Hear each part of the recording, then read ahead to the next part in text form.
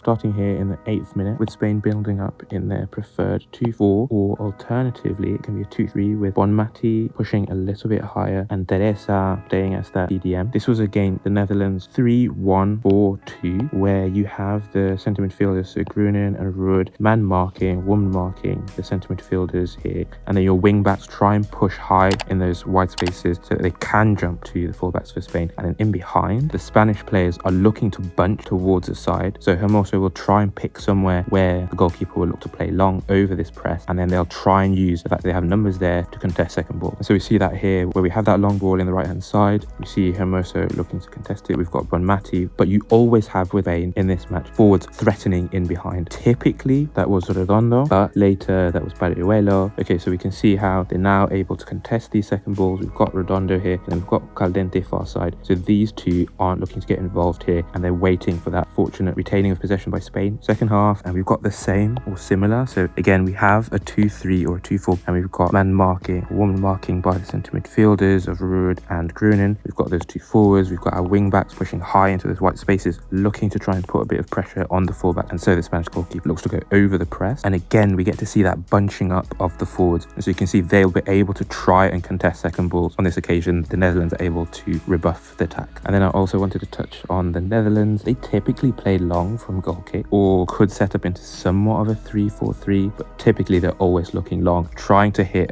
Lieke Martens to flick on to Berenstein, looking to run in behind. So in that 3-4-3, you wouldn't have Grunen here. Instead, she'd be higher up here with Igarola, and Ruud would just be in behind. And this would be against a 4-4-2. Moving into the second half, we've got this scenario in the 53rd minute. Spain are building up in a 2-3 shape with Teresa as the CDM and two number 8s with Hermoso and Bonmati. This being against a 5-3-2 for the Netherlands, but it's really disparate because Ruud is essentially a CAM in this, and then the two other centre midfielders are positioning to one, defend top of the box, but then also try and stay as close as they can to these number 6s, at least near side. So Grunen was essential to the Netherlands quashing Bonmati's influence in the game, because she woman marked her basically out of the game. She has like iron lungs. She was able to do the defensive work to stop Bonmati, but then also Ruud isn't the best defensively. So Spain tried to take advantage of that by having Teresa break from midfield and try and get up and lose Ruud, at which point then Grunen has to decide drop Bonmati and defend against Teresa as well. I just want to point out also the wing backs and right centre back for the Netherlands initially are technically playing out of position, in that we have two forwards in the wing back positions, and then we have a centre midfielder. So the Netherlands really struggled to impose themselves in that first half and were really exploited on that left hand side, taking advantage of those players playing out of position on that side. And so we see here Grunen is drawn out by the movement of Bonmati. That creates space for Teresa to break into, with all the other defenders basically marking other players, and Ruud eventually losing Teresa. The Netherlands have to kind of scramble across. Fortunately, because this isn't Bonmati, the cross is quite poor, but Spain are able to retain possession. When Spain build up in these wide spaces, then the near-sided fullback will try and get up and support, looking to try and exploit this left-hand space, taking advantage of these two players, and the fact that your centre midfielders are looking to try and one mark, meaning that there's a lot of space here, which is what we eventually see happen with this really nice pass by Hermoso inside to, guess who it is, Bonmati, who somehow managed to gain a yard from Grunen, although Grunen is there, and in combination with the Graf, they're able to defend this. Okay, moving on to the 66th minute, we've got Spain here being forced into passing back, and from the goalkeeper, they play long, again in that 2-3 shape, looking to play over that 3-1-4-2. Their players, again, playing relatively narrow, looking to contest second balls if they can. The Netherlands are able to win back possession, and as they did a lot this game, no build up. As soon as Lieke Martens gets the ball, they play it into the tireless runner Berenstein to try and get in behind. Unfortunately, the pass is a little bit short, so Spain are able to defend this. The Netherlands are able to retain possession. They force Spain into dropping into a 4-4-2 essentially, and we get to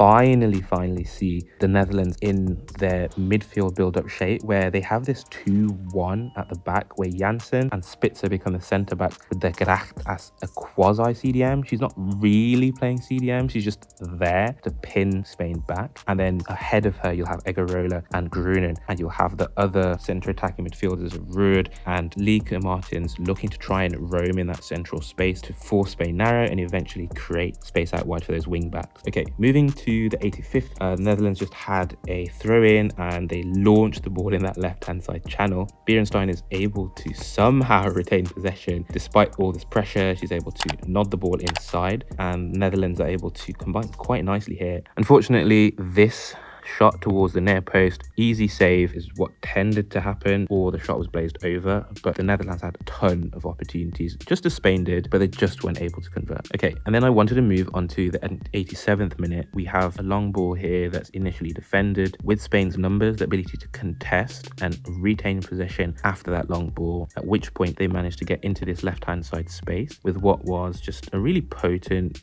combination throughout the game of Hermoso and literally anyone else. Her ability to control the ball in tight spaces was so key for Spain this game. And then from the pullback, unfortunately Guerrero isn't able to make much of it, and Netherlands are able to get on the ball and clear it. This being against now the Netherlands in a 4-4-2 shape, as Janssen becomes a centre back. And then can you guess what happens from Janssen playing it out to Lieke Martens? If you guessed a counter attack, you're right. You get this long ball by Lieke Martens into guess who? Beerenstein, and she's able to play quite intelligently here, allow supporting runners, which in this case is actually Lieke Martens following her pass, and eventually we get an opportunity for Martens to be able to whip a ball in with numbers to contest in the box. Okay, and from there I wanted to move to Spain building up again in that 2-4 shape, then enticed to play it towards its left hand side. But at this point in the game, with Netherlands chasing and there only potentially being 2 minutes left in the game, they really step up their press. So as the ball is forced towards this left hand side for Spain by the positioning initially of the press, the Netherlands then heavily commit to this side of the pitch, and they're able to regain possession high up in Spain's defensive third, allowing them then to get the ball out into Lieke Martens in potentially a dangerous position where we have Snuys looking to run off the shoulder here. We've got Beerenstein. You've got a whole bunch of players as well to look to try and support an attack or potentially just get into your midfield shape. Unfortunately, poor decision making / just a hit and hope by Lieke Martens here is blocked by Paredes. Okay, so getting into extra time, Spain built up in this 2-5 or 2-4 deep,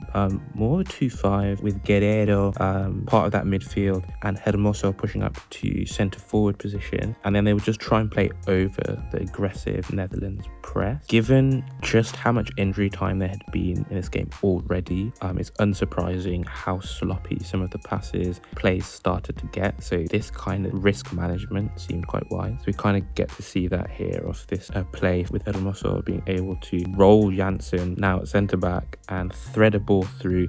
The rest is history. Spain in the first half had that 2-3 or 3-1 where you have initially Teresa sitting ahead of the defense and the near-sided fullback will push up. You're still having that in extra time, except now you actually have more overloading in those wide spaces, and given the rigidity of the rest of the Netherlands defense, you could really hold the ball in those positions. And given that Spain were ahead at this point, they were happy to hold the ball in those wide spaces and then just have the other forwards, Juan Pajuelo, she's holding width on this side, but then also you could have either the near-sided fullback or near-sided wide midfielder threaten in behind as well. So if any of those defenders are caught slipping, then you'll be able to get in behind and whipping across or cut back. The Netherlands are able to somewhat rebuff this attack initially, but then the ball's just launched back in there, and given the numbers they already had committed to that side, Spain are able to regain possession. And then again, you just have, whether it's Hermoso or whoever, holding the ball in this wide space. You mentioned we've got a runner getting behind and she slipped in and she's able to attempt to cross from that side, but it's defended here by Willems. And then from there we get to see the Netherlands in essentially what's a 3-6-1. We've got Lieke Martens as the target still for those long goal kicks with Beerenstein ahead of her looking to work the flick on. They've got just a ton of players looking to contest. Janssen has pushed from that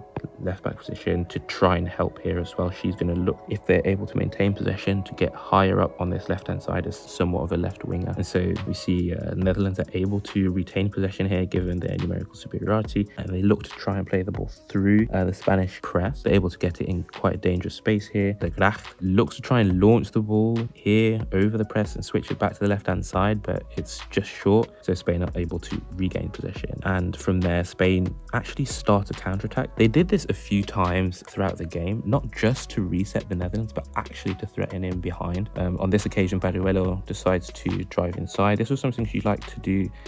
Instead of just going around the outside, she was happy to cut inside and try and create more centrally, passing the ball across either inside here to Guerrero or potentially across to the fullback, looking to provide the width. Fortunately, Spain kept their corner kick simple to allow this video to stay brief. And so we've got one player looking to interfere slightly with the goalkeeper. We've got players on the penalty spot, and we've got what is going to be an in-swinging cross towards that near post, with runners from the penalty spot towards the near post against zonal markers by Netherlands in the box, as well as also man markers here. This is defended, and actually the better opportunity comes when Spain recycle the ball out to Caldente, and she's able to float a ball into those two forwards that I mentioned, constantly threatening in behind. In this occasion, Redondo. And then we've got Netherlands here taking a throw-in, and from there we have this nice looping throw-in, and unfortunately for Berenstein, she smashes the ball over, and all of maybe 30 seconds later, Baruelo gana el encuentro. She wins the game. If you've enjoyed the video, consider sharing on social media, maybe subscribing, and letting me know who you think is going to win this World Cup. And with that,